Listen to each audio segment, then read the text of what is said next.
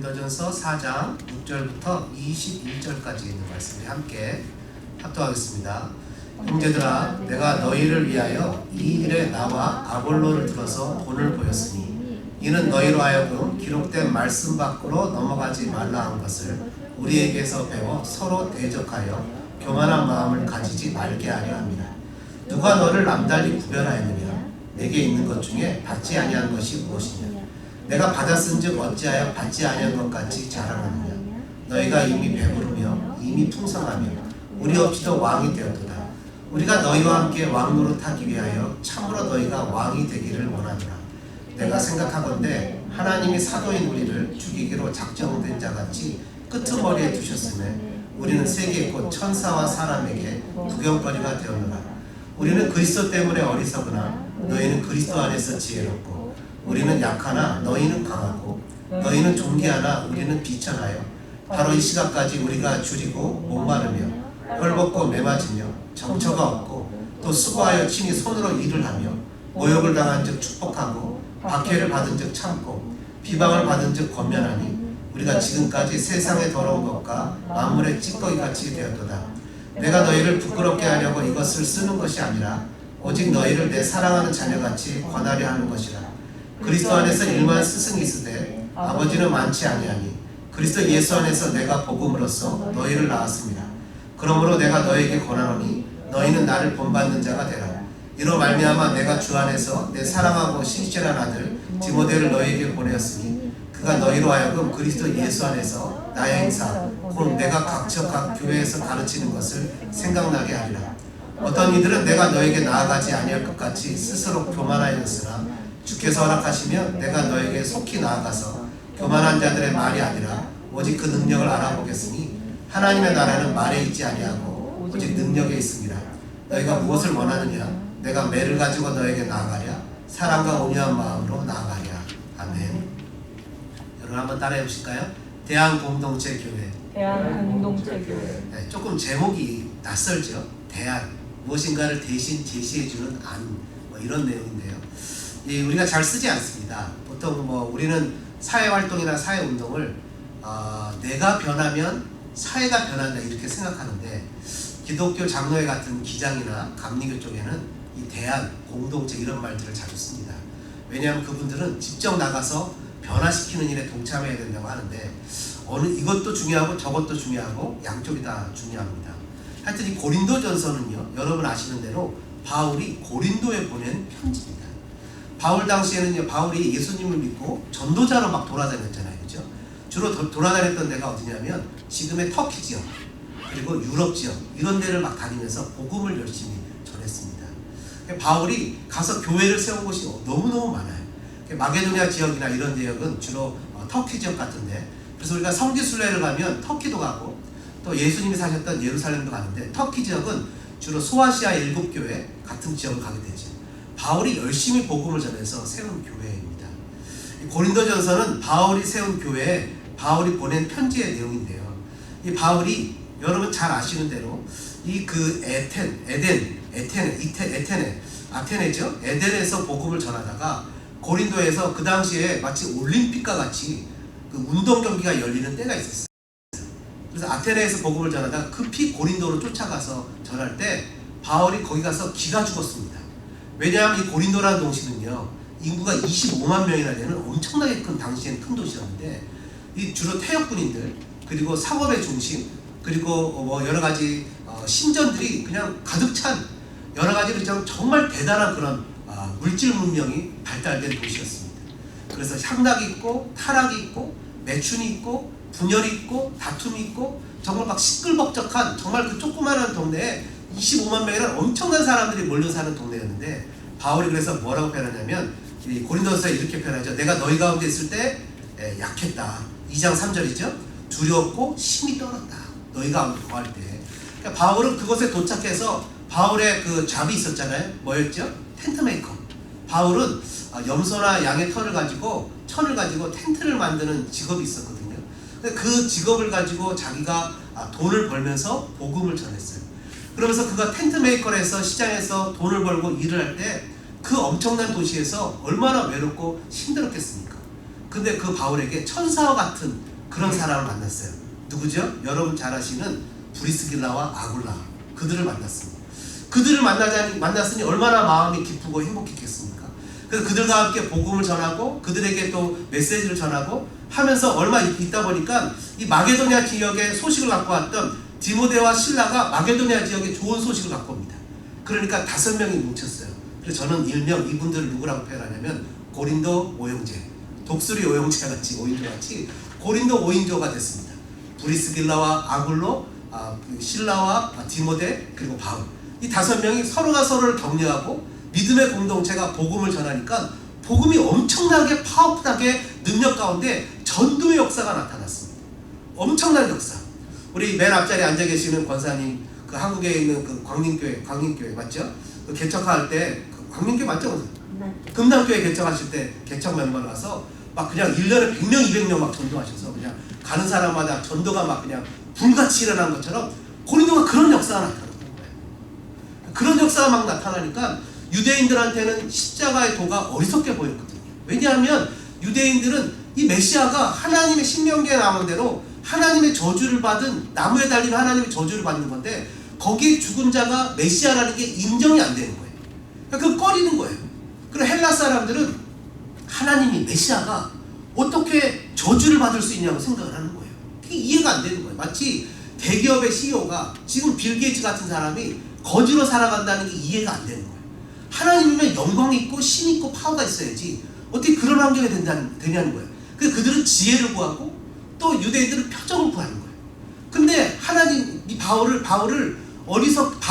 전하는 그 어리석은 것 같은 그 십자가의 도, 그 전도의 미련한 것으로 수많은 사람들이 예수를 믿는 역사가 고린도 교회에 나타나기 시작한 거예요. 수많은 사람들이 하는데 여러분 고린도 지역에 25만 명 중에 50%가 넘는 사람들이 종들이었어요. 이런 사람들이 교회 안에 들어오기 시작했는데 바울이 뭐라고 표현합니까? 1장에 25절에 보니까 이렇게 표현합니다. 하나님이 26절부터 형제들아 너희를 부르심을 보라. 여기 있는 사람들이 육체를 따라 지혜로운 자가 많지 않고 능한 자가 많지 않고 문벌 좋은 자가 많지 않고, 그러나 하나님께서 미련한 것들을 택하사 지혜 있는 자들을 부끄럽게 하시고 세상에 약한 것들을 택하사 강한 것들을 부끄럽게 하시고, 하나님께서 세상의 천한 것들과 멸시받는 것들과 없는 것들을 택하사 있는 것들을 폐하려 하시나니 이는 아무 육체도 하나님 앞에서 자랑하지 못하게 하려 하십니다. 그러니까 이 사람들이 노예도 많고 종도 많고 물론 부자도 있고 귀족도 있었겠지만 대부분의 그런 천하고 약한 사람들이 전도되어져서 교회로 들어오기 시작한 거예요. 쉽게 얘기하면 교회가 부흥의 역사가 나타나는 거죠. 엄청난 전도의 역사가 나타나는 거예요. 그런데 이 짧은 기간 동안 교회가 세워졌는데 그것이 1년 6개월 동안밖에 안 되는 거예요. 이 1년 6개월 동안 교회가 세워지다 보니 교회가 어떤 현상이 나타났겠습니까? 교회가 너무 어린 거예요. 뭔가 우리 권사님이나 어른들처럼 롤모델이 있어서 따라갈 만한 사람도 없고 다 어린 거예요. 근데 여기서 폭동이 나타나고 유대인들이 바울을 대적하고 바울이 또 여러 가지 그 정말 자기가 그런 언약했던 그런 것들을 지키기 위해서 1년 6개월 만에 고린도 교회를 떠나서 에베소로 갈 수밖에 없었던 거예요. 바울의 마음이 씁쓸하고 불안하고 안타까웠습니다.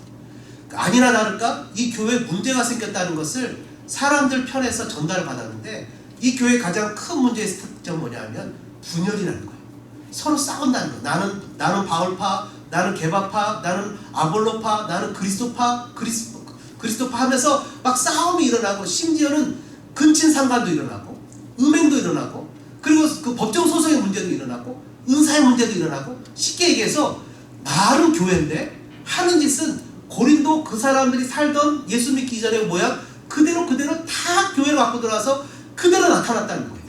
근데 이 1년 6개월밖에 안 된 교회가 세상의 모양과 모습이 분열과 다툼이 안 나타나면 그게 실은 이상한 거죠.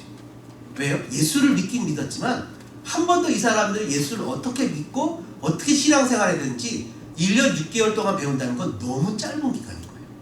오랜 시간 거기서 배웠어야 되는데, 여러분 코로나19 이 바이러스가 시작되었을 때 누가 이렇게 오래 가리라고 생각을 했겠습니까?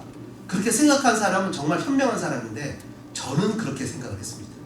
그래서 제가 어떻게든지 이거 안 되겠다. 교회가 어떻게든지 온라인 시스템을, 여러분 오늘 유튜브가 뭔가 잘못돼서 컴퓨터 문제인 것 같아요. 작동이 안 됐지만 안 해봤죠. 제가 해보지도 않았지만 어떻게든 해보려고 막 했죠. 줌이라는 것도 막 배웠죠. 세미나도 들었죠. 어떻게든 온라인으로 가보려고 애를 썼어요. 여러분 앞으로 시대는요, 이제는 나는 그런 거 안 해, 나는 그런 거 배울 수 없어, 실은 이런 목사님들도 계세요. 지금도 안 배워요. 그분들은 지금처럼 이렇게 길어질 줄 몰랐겠죠. 아마 이거 잠깐 하다가 앞으로 되겠지라고 생각했겠지만 실은 앞으로 훨씬 더 오래 갈 거고, 앞으로 학부형 회의를 유튜브로 하고, 심지어 아파트 주민 회의를 이 줌으로, 그 온라인 화상 회의로 하고, 앞으로 더 많은 것들이 온라인 화상 회의로 시작될지 모릅니다. 이것이 우리에게 불편합니다. 실은 여기 계신 분들 대부분은 우리는 스마트폰 세대가 아니에요.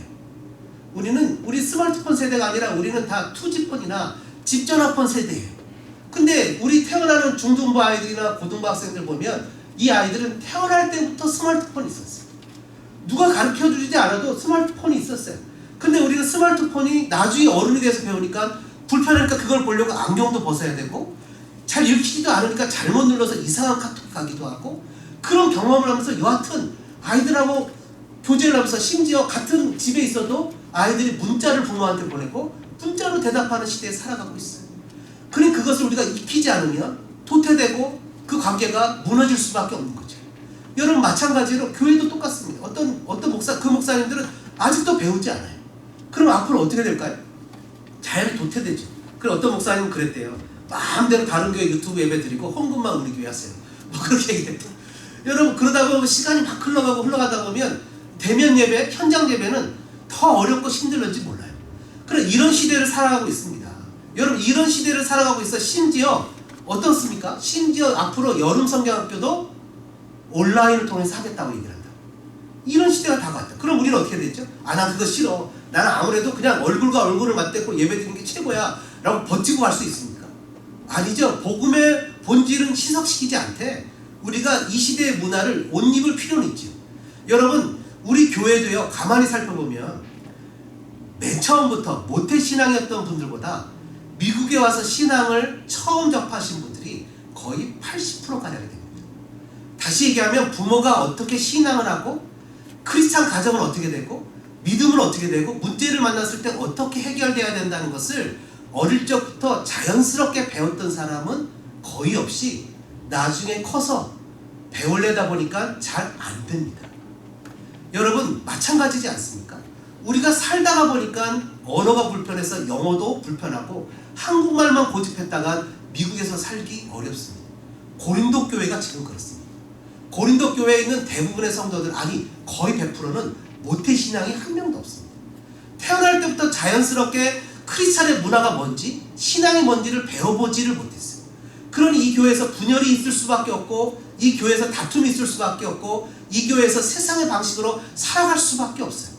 그러니 바울이 이 어처구니 없고 힘든 교회를 내치지 않고 정말 사랑의 마음을 가지고 이 교회를 어떻게든지 하나님께서 기뻐하시는 공동체를 만들기 위해서 편지를 쓰고 기도를 하고 격려를 하고 사랑을 하고 때로는 또 이렇게 으름장을 놓기도 하고 이러면서 이 교회를 이끌어가는, 절대로 포기하지 않는 모습을 보여준다는 것입니다.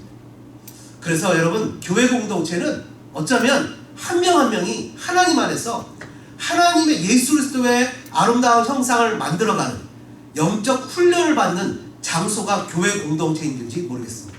날마다 우리는 내 스스로를 말씀으로 비추어서 내 스스로가 정말 하나님의 말씀 속에 살아가고 있는지, 그 말씀이 나를 훈련시키고 나를 성장시키는지를 고민하면서 그 말씀을 따라가는 삶의 모습이 돼야 됩니다. 그래서 교회는, 하나님은 우리를 예수 그리스도의 십자가로 구원해서 저와 여러분을 썩먹기 위해서 구원한 것이 아니라 저와 여러분 자체가 목적이라 저와 여러분이 예수를 닮아가고 더 그리스도화돼가 점점 이 공동체가 하나님이 기뻐하시는, 세상 사람들이 교회를 보고 이 공동체를 봤을 때 나도 저기에 들어가고 싶다, 나도 저 공동체 안에 들어가고 싶다 라고 생각하는 그런 대안적 공동체를 만들고 싶어 하신다는 것이죠.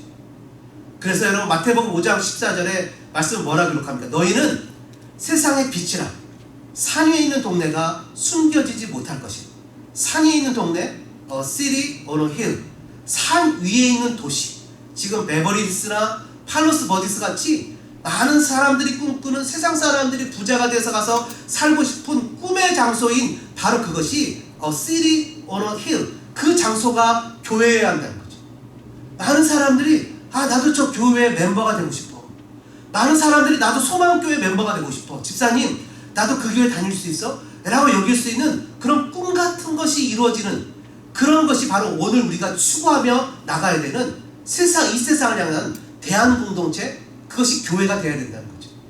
저와 여러분이 하나님께서 그렇게 이루시도록 부르셨고, 또 우리가 디도서 2장 10절의 말씀처럼 참된 신실성을 나타내라. 이는 모든 일에 우리 구주 하나님의 교훈을 매력적으로 하게 하기 위함이라는 말씀처럼 많은 사람들이 우리를 바라볼 때 하나님은 매력이 있어, 교회는 매력적인, attractive, 성도는 매력적인, 그래서 나랑 사귀고 싶고 나랑 친구를 하고 싶고 나랑 같이 있고 싶고 당신 정말 멋진 사람이야 라는 말을 들을 수 있는 그런 복된 역사가 저와 여러분에게 나타나야 할 것이라는 거죠. 저는요, 여러분들이 그런 사람 되어주시기를 주님의 이름으로 축복합니다. 여러분 한번 따라해볼까요? 나는 매력적인 그리스도인이야. 아멘이십니까? 여러분 자체 한 명 한 명은 하나님의 매력적인 그리스도인이라는 것을 기억하시고 우리 소망교회를 매력적인 교회로 만들어가는 복된 역사가 나타나시기를 주님의 이름으로 축복합니다. 우리 교회는요, 이래서 세상에 대한공동체가 돼야 되는 거예요. 누가 생각할 때 교회를 다니는 사람들이 막 이렇게 뭐 세상 사람들이 보기에 지탄의 대상이 되는 것이 아니라 세상 사람들이 보기에 정말 멋진 하나님 나라의 공동체가 돼야 되는 거죠. 매력적인 그리스도인, 매력적인 교회. 어떤 것입니까? 오늘 보면 6절에 보니까 이렇게 표현합니다. 형제들아, 내가 너희를 위하여 이 일에 나와 아볼로를 들어서 본을, 샘플을 보였으니 이는 너희로 하여금 기록된 말씀 밖으로 넘어가지 말라 한 것을 우리에게서 배워 서로 대적하여 교만한 마음을 가지지 말게 하려 함이라. 아멘. 한번 따라해 보실까요? 말씀의 향기로 가득한 공동체. 여러분, 말씀의 향기로 가득한 공동체가 돼야 돼요. 오늘 본문에 뭐라고 표현하냐면 사람들이 이렇게 표현하는 거예요. 기록된 말씀 밖으로 넘어가지 말라고 나와 아볼로를 본을 보여서 얘기를 했다는 거예요. 왜요? 아볼로와 바울은 이 기록된 말씀 안에서 실제 살아갔던 사람이었어요. 그러면서 뭐라고 표현하죠? 나를 뭐라고요? 본받으래요. 바울이 자기를 본받으래요. 본을 보였으니 얘기를 하면서 또 16절에 뭐라고 표현합니까? 그러므로 내가 너에게 권하노니 너희는 나를 본받는 자 되라. Therefore I urge you to imitate me. imitate, 나를 카피해라. 내가 살아가는 행동을 따라가라. 여러분, 신앙은요, 말씀을 듣고도 잘하지만 보고도 잘합니다. 저와 여러분이 신앙을 우리 교회 권사님이나 어른들의 열정과 열심과 헌신과 수고를 배우고 잘 자라나시기를 주님의 이름으로 축복합니다. Children learn by imitating. 아이들은 어른들을 보고 자라요. 마찬가지로 교회도 말씀으로 가득 찬 삶의 모습인 우리의 멘토, 우리 신앙의 선배들을 보고 자라나는 겁니다. 바울과 아볼로는 말씀이 몸에 배어서 말씀이 바울인지 바울이 말씀인지, 아볼로가 말씀인지 아볼로가 말씀이 아볼로인지 모르게 말씀 가운데 기록된 말씀 안에서 삶을 살아갔다는 거예요. 그러면서 이들한테 어떤 현상이 있었냐면 이 일에 나와 아볼로를 들어서 본을 보였는데, 이 일은 무엇입니까? 그 앞에 고린도전서 1장부터 3장까지 나타난 사건인데, 이 사건은 나는 바울파야, 나는 아볼로파야, 나는 그리스도파야, 나는 게바파야 라고 하면서 이 사람들이 스스로 파당을 만들었다는 거예요. 근데 바울과 아볼로가 한 번도 스스로 나를 따르라고 얘기한 적이 없거든요. 바울과 아볼로는 자기들이 갈라진 적이 없어요. 심지어 고린도 교회 사람들은요, 바울은 말이 되게 어눌하고 앞뒤가 안 맞아서 심지어 유두고 같은 사람들은 졸다가 떨어져 죽었잖아요. 근데 이 아볼로는 얼마나 말을 잘했는지 이 사람들이 아볼로를, 바울 대신 아볼로를 보내달라고 할 정도로, 아볼로가 인기가 있었지만 아볼로는 가지 않는다 그랬어요. 그래갖고 누구를 보내요? 디모데를 보내죠. 그래서 디모데를 보내는데 아볼로는 가지 않는다 그랬어요. 그러니까 바울과 아볼로는 한 번도 분열이 일어난 적이 없어요. 서로가 서로를 뭐라고 평가했냐면 그 앞에 있는 3장 5절에 있는 말씀에 뭐라고 표현합니까? 그런즉 아볼로는 무엇이며 바울은 무엇이냐? 그들은 주께서 각각 주신 대로 너희로 하여금 믿게 한 사역자들이라. 여러분, 사역자이라는 말이 영어 성경 NIV는 뭐라고 써있어요? Only servants. 이들은 종이라는 거예요. 여러분, 종들에게 가장 큰 특징이 뭡니까? 종은 막 열심히 일했다고 내 배당분 주세요. 종이 막 열심히 일했다고 내 목 주세요 하는 게 종입니까? 종은요 권리 주장이 없어요. 종은 무익한 거예요. 아무 이익을 바라지 않고 일을 하는 게 종이에요. 그러니까 그 다음에 3장 6절에 뭐라고 표현합니까? 나는 바울은 심었고 아볼로는 물을 주었을 때 오직 하나님께서 자라나게 하셨나니 그런즉 심는 이나 물 주는 이는 아무것도 아니로되 오직 자라게 하시는 이는 하나님뿐입니다. 여러분 바울과 아볼로는 스스로 갈라진 적이 없어요. 그들은 말씀 안에서 서로가 하나가 되어 서로를 높여주며 서로를 위해서 헌신했어요. 마찬가지로 모든 성도들도 그렇게 그들을 이미테이팅 해야 된다는 거예요. 분열이나 다툼이나 나눔은 세상의 방식이에요. 더군다나 25만 명 중에 절반 정도가 노예라고 그랬죠. 노예들이 교회 안에 들어왔어요. 이제는 자기들이 처음으로 교회 안에 들어와서 사람다운 대접을 받으니까 이 사람들이 무엇을 처음에 아무것도 없었던 사람들이 뭔가 된 줄로 생각하고 자기의 정체성을 드러내고 싶거든요.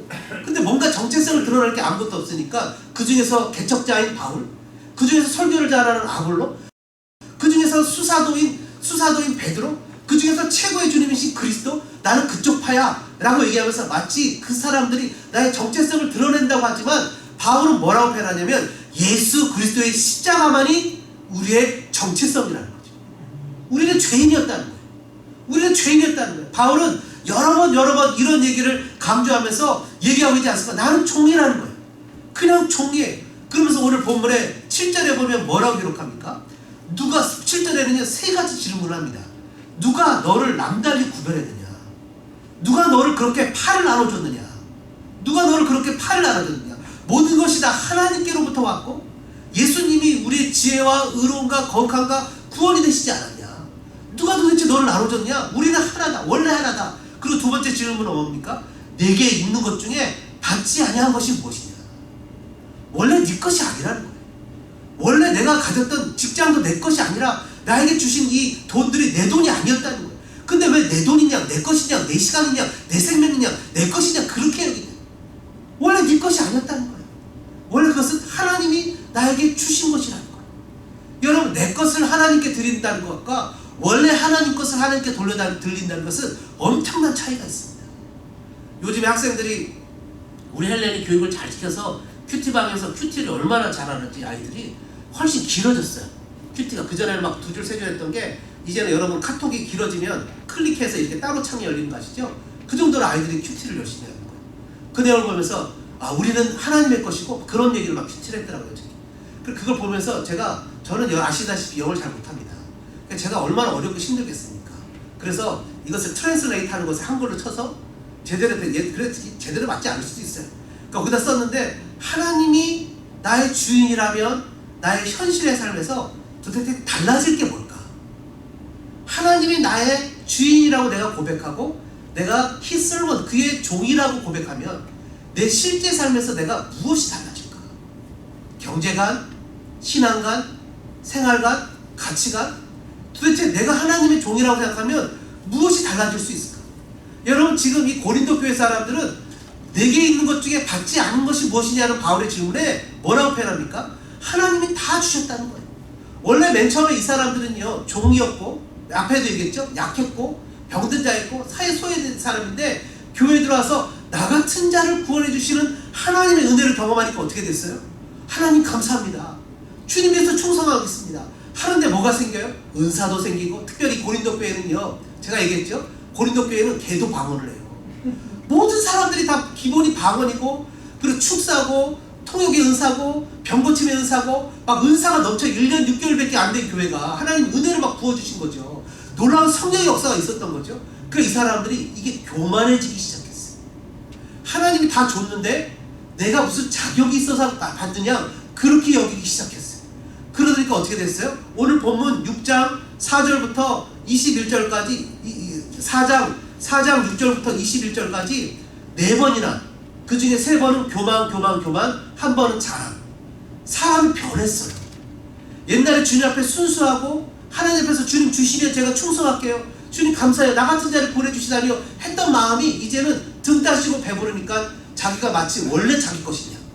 목숨 건져놓으니까 보따리 내놓으라고 하는 것처럼 자기가 그런 원래 위치에 있었던 사람이냐 그런 거라는 거예요. 그러면서 바울이 뭐라는 내게 있는 것 중에 받지 않은 것이 무엇이냐. 또 3번째 질문은 뭡니까? 네가 받았은즉 어찌 받지 않은 것 같이 자랑하느냐. 다시 얘기하면 여러분 주님 외에는 자랑할 것이 없다. 주님만이 우리의 자랑이죠. 자랑하는 자는 누구 안에서 자랑하라고요? 주 안에서 자랑하라고. 여러분 이런 사람이 돼야 되는데 우리가 실상생활하면서 하나님 앞에서 물질과 흔들리고 또 하나님 나를 블레싱 해준 거에 대해서 내가 감사와 기쁨으로 나가지 못한 채 그냥 삶에서 더 많은 것을 할 욕심을 가졌다가 실은 가진 것조차도 잃어버리는 그런 모습을 하는데 바울이 이들 장에서 뭐라고 얘기를 합니까? 8절에 너희가 이미 배부르며 이미 풍성하니 이미 already 두 번이나 already 우리가 추구하고 나가야 돼서 아직까지 가야 될 길이 멀지만 그들은 이미 마치 자기네들이 다 완성한 양, 내가 만약 신앙의 최고수가 되겠냐, 내 신앙이 최고인 양, 나만한 신앙을 가진 사람이 없느냐, 교만하여서 배부르고 풍성하고 왕이 되어버리는 모습이 된다. 누가 왕인데? 예수님이 왕인데. 그런데 이것은 역설법이죠. 역설적으로 너희들은 왕 노릇하는구나. 우리는 근데 어때요? 9절에 보래요. 나는 어떤 존재예요? 사도인 우리는 하나님이 죽이기로 작정된 데 같이 끄트머리에 두셨는데 우리는 세계, 곧 천사와 영적인 세계와 이 육에 보이는 세계, 비주얼한 세계에서 모두 구경거리가 됩니다. 이 말은 로마 장군이 적국을 침략해서 정복하고 그 사람들을 포로로 잡혀갈 때 맨 뒤에 그 땅에 있던 노예들을 끌고 가는데 그 노예들을 언제든지 죽이고 싶을 때 죽이면서 백성들의 승자를 기쁘게 하는 셀레브레이트하는 그런 노예들처럼 우리를 구경거리로 만드셨구나, 그런 뜻이에요. 그런 사도, 개척자, 설교자, 아볼로 이런 사람들은 정말 낮은 자세로 포복하는 자세로 어떻게든지 하나님의 영광이 나타나며 그리스도의 신부로, 정결한 신부로 교회 성도들을 키우기 위해서 애쓰는데 교회 성도들은 벌써 already 나는 이미 하면서 하나님 앞에서 자기를 쳐서 복종시키고 그리스도의 모습을 따라가기 위해서 말씀을 고민하고 생각하고 훈련하고 영적인 것으로 더 진보하기 위해서 더 노력해야 되는데 이 정도면 됐지. already 나는 이미 왕이야, 나는 이미 풍성해, 나는 이미 받을 거 다 받았어, 나는 배불러 하면서 그러고 있는 모습을 보면서 바울이 이렇게 얘기를 하는 거예요. 바로 이 시각까지 11절에 우리는 줄이고 목마르고 헐벗고 매맞고 정처가 없다. 왜요? 예수님이 그렇게 했기 때문이에요. 우리는 너무나 쉽게 편안함과 즐거움과 행복함과 우리가 가진 것들에 대해서 감사하지 않고 더 화려함과 성공을 추구하는 삶의 모습이 나타나는데 교회의 능력은 화려함이나 성공에 있는 것이 아니라 교회의 능력은 바로 예수 그리스도의 십자가처럼 세상을 위해서 희생하고 형제를 위해서 희생하고 이웃을 위해서 희생하고 정말 가치가 없다고 생각하는 그런 사람들을 위해서 희생하는데 그 가치와 그 능력이 나타난다는 거예요. 교회는 바로 이런 곳이라는 거죠. 교회는 세상의 단체와 달라서 상대방을 짓밟고 올라가는 단체가 아니라 교회는 정말 상대방을 위해서 나를 희생하는 단체라는 거예요. 사랑하는 여러분, 우리 소망교회가 그런 공동체가 되어지기를 주님의 이름으로 축복합니다. 어려움이 닥치니까 정말 교회를 사랑하는 우리 소망교회 성도들 중에 교회를 사랑하는 분들이 너무너무 많아요. 교회를 사랑해서 희생하고 마음을 쏟고 어떻게든지 교회를 향해서 그런 하나님의 마음으로 정말 헌신하고 섬기면서 정말 애를 쓰는, 그래서 찬양팀으로 또 여러가지 모양으로 아낌없이 주님 앞에 나와서 믿음으로 섬기는 삶의 모습들이 있어요. 여러분, 교회는 성도는 대접받고 인정받는 곳이 아니라 희생으로 섬기는 곳이므로 하나님 나라에 이르기까지 나를 훈련시키고 단련시키는 과정이에요. 그 전에 세상의 방식은 내가 성공해서 출세하는 거였지만 하나님 나라의 방식은 어떻게든지 세속적인 나를 죽이고 예수님의 모습을 배우고 훈련시키는 과정이라는 거예요. 대한공동체 소망교회가 그런 하나님의 말씀과 그런 향기로 충만한 교회가 되어지기를 간절히 소망합니다. 또한 두 번째로요, 대한공동체 소망교회는요, 오늘 본문 14절부터 말씀을 보니까 이렇게 기록합니다. 14절에 보니까 내가 너희를 부끄럽게 하려고 이것을 쓰는 것이 아니라 오직 너희를 내 사랑하는 자녀같이 권하려 하는 것이에요. 사랑하는 자녀같이 권한대요. 대한공동체 소망교회는요, 하늘가족입니다. 가족의 컨셉을 갖고 오고 있어요. 또 그 다음에 뭐라고 얘기를 합니까? 15절에 보니까 일만 스승이 있으되 아버지는 많지 않은데 내가 복음으로써 너희를 낳은 아버지예요. 가족의 컨셉을 15절에 갖고 있습니다. 17절에 보니까 뭐라고 표현합니까? 내 사랑하고 신실한 아들 디모데를 너희에게 보냈대요. 사랑하고 신실한 아들 가족의 이미지를 쓰고 있어요. 예수님이 뭐라 그러셨죠? 예수님이 미쳤다고 막 그의 가족들이 잡으러 왔을 때 예수님이 그랬잖아요. 누가 내 가족이냐고. 여기 하나님의 뜻대로 하는 사람들이 형제고 자매고 어머니라고. 여러분, 저와 여러분은 하늘 가족이에요. 얼마 전에 한국에서 우리 찰리가 한국에 갔는데, 찰리가 지금 그 I-20를 못 받아서 6월달에 미국 들어오는 게 어렵대요. 기도해달라고 연락이 왔어요. 까딱 잘못하면 내년 1월에 들어와야 될지도 모른대. 근데 찰리가 살고 있는 집 문제 때문에 어떻게든지 싸게 거기 있기 있으면 좋겠다고 얘기를 하시길래 어떻게 그러냐고, 빼겠다고. 빼서 내가 집 옮겨놓겠다 그랬더니 어떻게 목사님이 그런 일을 하실 수 있냐고. 시킬 수 없다고. 미국 성도하고 한국 성도하고 자세가 다르죠. 어떻게 시킬 수 없다고. 우리는 어떤 성도입니까? 목사님 청소 열심히 하라고 청소도 하고 사주는 미국 성도들인데 어떻게 그걸 시킬 수 있냐고. 안 된다고. 그냥 우리가 어떻게든 해결하겠다고. 그래서 아니라고. 찰리는 하늘 가족, 교회 가족인데 그냥 지금 혹시 못 보더라도 천국에 가서도 볼 텐데 무슨 그런 걱정이 있냐고. 걱정하지 마시라고. 어떻게든 해결하겠다고. 뭐 이러면서 기도해달라는 내용을 받았는데, 여러분, 우리는 하늘 가족이라. 더군다나 여기 나오고 있는 아버지라고 표현하는 이 아버지는 우리가 알고 있는 세상에 우리에게 상처를 주고 우리에게 무관심하고 돈을 버느라고 자녀의 마음을 전혀 이해하지 못하는 세상에 있는 아버지가 아니라, 이 아버지는 믿음의 본을 보이는 믿음의 책임을 가진 믿음의 아버지. 이 아버지는 어떤 아버지죠? 그래서 저는 이런 생각이 들었어요. 도대체 바울이 어떻게 이걸 알았지? 바울이 결혼도 않고 자녀도 없다고 얘기를 하는데 어떻게 자기 14절에 내 사랑하는 자녀같이라고 표현할 수가 있겠지? 라고 생각을 했어요. 그리고 생각을 해봤더니 저와도 마찬가지고 우리 부모들도 마찬가지고, 이 세상은 죄로 인해서 상처 때문에 하나님 아버지 영상을 제대로 보여준 부모는 그렇게 많지 않은 것 같아요. 대부분 우리가 원치 않았지만 상처의 모습을 보여줬어요. 근데 바울이 어떻게 이것을 알았지? 라고 생각을 하다가 제가 깨달은 게 뭐냐면, 바울이 진짜 아버지, 참된 사랑의 아버지를 만난 적이 있어요.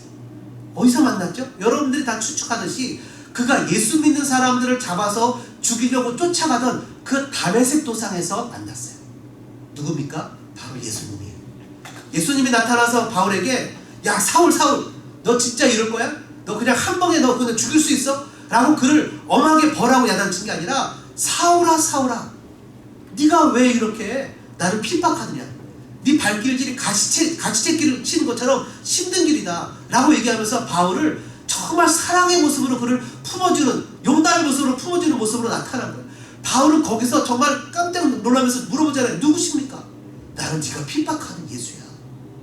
그 마음에 바울은 그냥 마음에 상처를 받고 마음에 그 엄청난 충격을 받고 그 사랑을 깨달은 것이죠.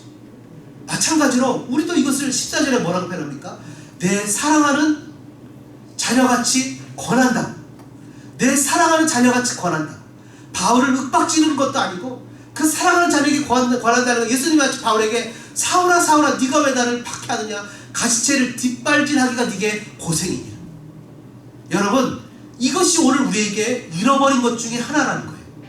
사랑하는 자녀처럼 자녀에게 힘들지만 뭐라고 써있습니까? 12절에 수고하여 친히 손으로 일을 하며 모욕을 당한 즉 축복하고 박해를 받은 즉 참고 비방을 받은 즉 권면하니, 이렇게 표현하는, 바울은 그러면서 정말 하나님의 말씀으로 사랑하는 자녀, 너 그래?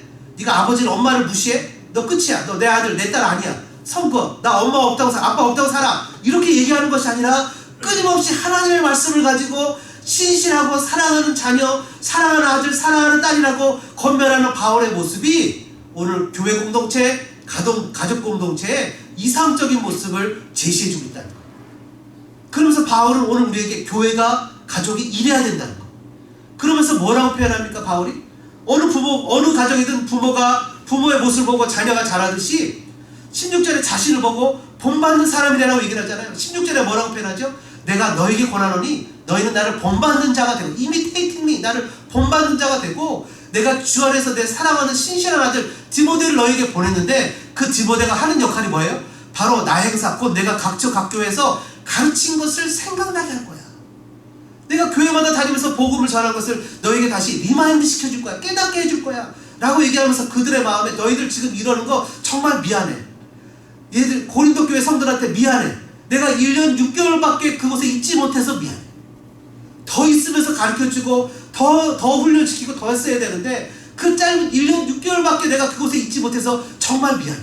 비록 유대인들이 나를 핍박하고 목숨의 위험이 있을지라도 내가 그곳에서 정말 생명과 같은 하나님의 양들을 지키고 보호하고 가르쳤어야 되는데 짧게 높게 와서 내가 제대로 가르치지 못해서 분열이 있고 아픔이 있고 다툼이 있고 음란이 있고 이런 모든 것들이 있는 것을 정말 미안해. 그러나 이제 그리스도 예수 안에서 나를 본받는 자가 되어서 다시 한번 주 안에서 회복되어진 십자가의 정신으로 가는 그런 사람들이 되어주지 않겠니? 라고 얘기하는 바울의 음성이 들리지 않습니까? 바울은요 이렇게 윽박지르거나 야단치거나 그들을 막 그냥 코너로 몰아가지 않고 그들에게 사랑의 메시지로 다가가는 거예요. 마치 예수님이 우리에게 그렇게 다가오시듯이 말이죠. 그러면서 주님이 21절에 바울이 뭐라고 표현해요? 너희가 무엇을 원하느냐? 내가 매를 가지고 너희 가랴? 사랑과 온유의 마음으로 나아가요. 당연하죠. 사랑과 온유의 마음이죠. 사랑하는 여러분, 우리의 공동체는 어떤 공동체여야 됩니까? 우리는 믿음과 사랑의 공동체가 되어야 된다는 거예요. 고린도전서 1장 10절에 바울이 그들에게 분쟁이 있다는 말을 들었습니다. 1장 10절에 10절과 11절에 그 말을 들을 때 바울이 그들을 뭐라고 불렀습니까? 야 이놈들아, 야 이 썩을 놈들아, 내가 그렇게 가르쳤냐고 표현하지 않아요. 두 번이나 뭐라고 표현합니까? My brothers, 내 형제들. 그리스도 예수 안에서 그 보혈의 공로로 함께 피를 나는 믿음의 형제들. 그 바울의 마음을 찢어지게 하고 아프게 했던 그들을 향해서 내 형제들 라고 얘기를 하면서 그들을 품었다는 거예요. 여러분, 우리가 예수를 믿으면요 사는 것도 잘 살아야 되겠지만 문제를 만났을 때 해결하는 방법도 잘 해결해야 돼요. 분열했다고 다 분열시키고 아프다고 다 아프고 쉽게 선을 그어버리는 것이 아니라 어떻게든지 그리스도 예수 안에서 그 사람을 품고 함께 가기 위해서 우리가 스트럭을 하고 노력하는 것이 필요하다는 거예요.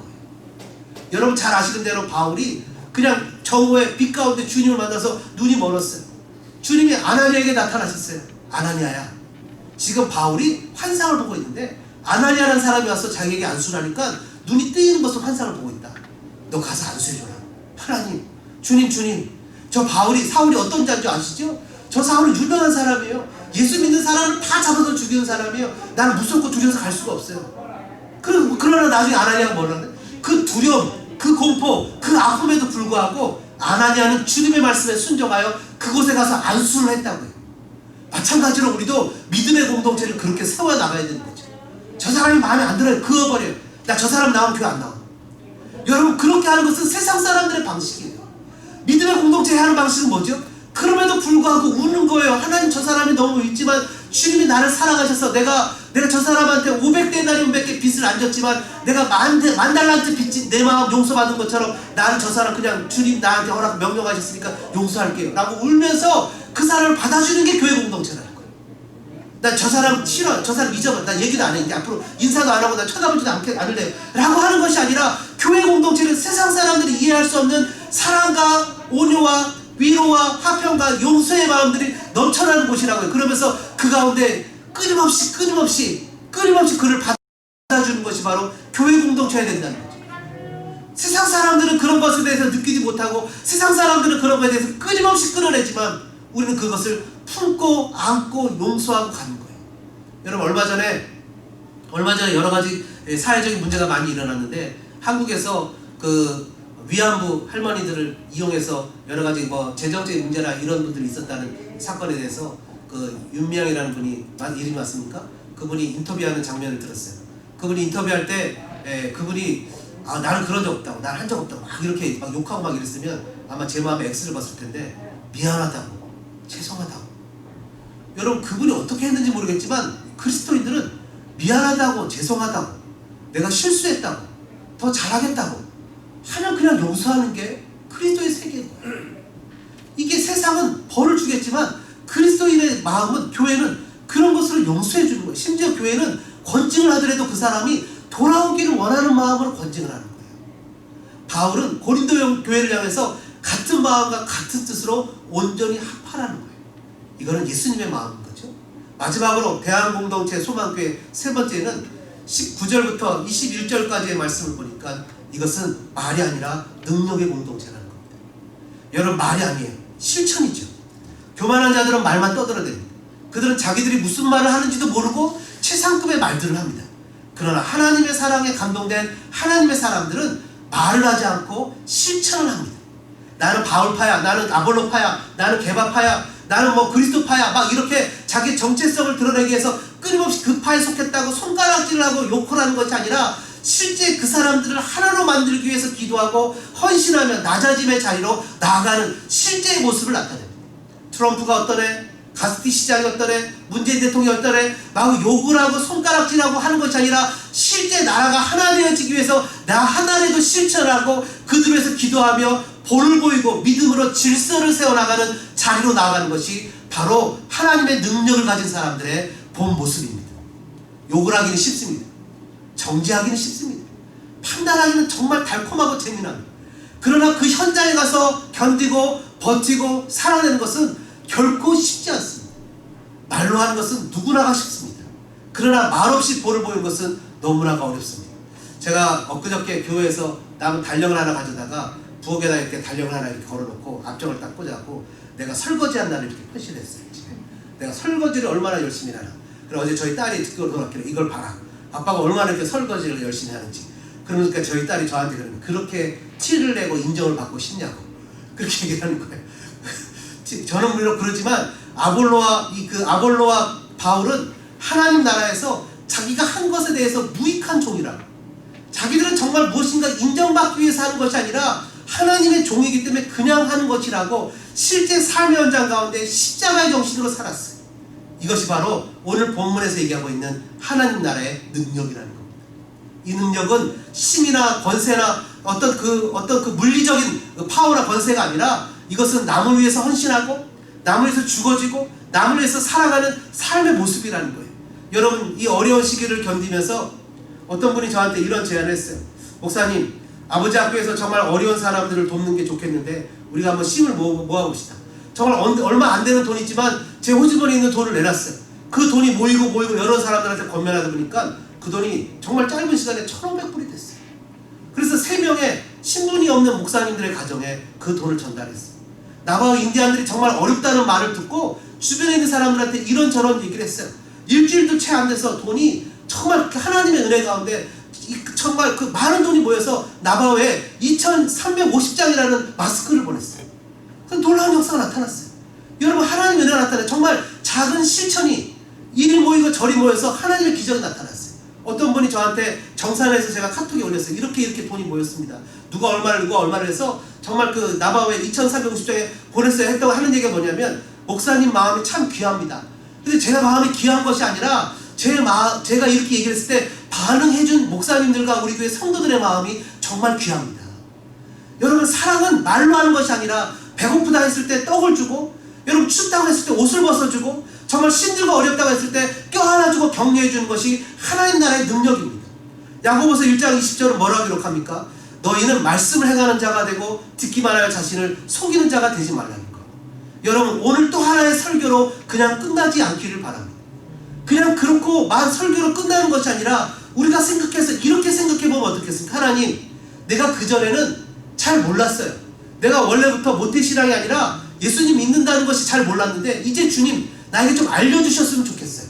좋은 멘토를 만나고 좋은 교회를 만났으니까 하나님, 우리 소망교회를 통해서 우리가 그 교회 안에서 그리스도인들이 되어가기를 원해요. 주님 나를 도와주시고 성령님 나를 알려주셔서 정말 내가 여러가지 모양에서 주님 바뀌어지기를 원해요. 여러분, 그런 모습 속에서 저와 여러분의 삶이 나타나면 어떻겠습니까? 이 시간에 같이 한번 기도하는 시간을 갖겠습니다. 주님 앞에 이런 마음으로 기도했으면 좋겠습니다. 주님, 나를 좀 도와주세요. 고린도 교회처럼 나도 실은 예수를 믿었지만 아직도 세상의 가치관으로 가득 차